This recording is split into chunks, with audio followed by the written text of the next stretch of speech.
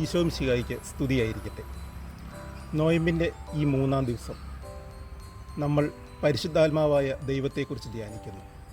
പരിശുദ്ധ ത്രിത്വത്തിലെ 3-ാമത്തെ ആൾ പരിശുദ്ധാത്മാവിനെ വാഗ്ദാനം ചെയ്ത് ശിഷ്യന്മാരിലേക്ക് അയക്കുന്നത് ഈശോ മിശിഹായാണ്.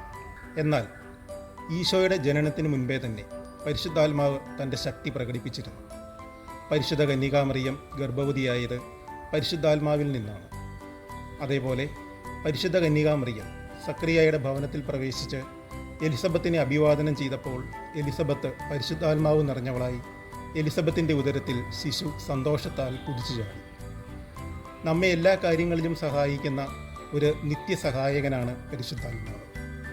അറിവിൻ്റെയും ജ്ഞാനത്തിൻ്റെയും ബുദ്ധിയുടെയും നിറകുടമാണ് പരിശുദ്ധാത്മാവ്.